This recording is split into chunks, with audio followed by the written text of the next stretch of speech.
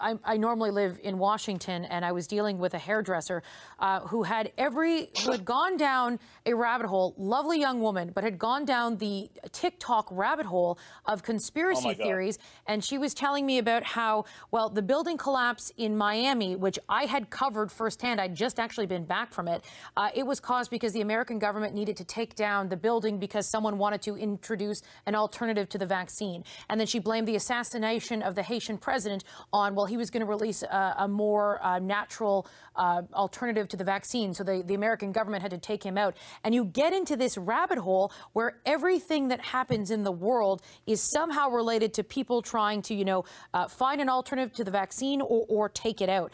Paul, what does that say that, today the government introduced legislation to make stiffer penalties for people who are, seen to be harassing, intimidating, and threatening healthcare workers? What does that say about the state of where we are right now?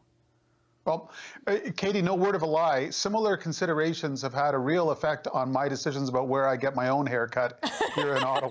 This is not, and like the thing is, change hairdressers. It's a smart young woman who's in her late 20s, and she described for me word for word the QAnon video that is like the mass conspiracy. I'm like, and because we cover this stuff, we study this stuff, we know about it, and I used a couple of key words, and she's like, yes, yes. And I'm like, you've gone down the rabbit hole. And here is, a smart young woman living in Washington, D.C. who has just completely is believing these conspiracy theories.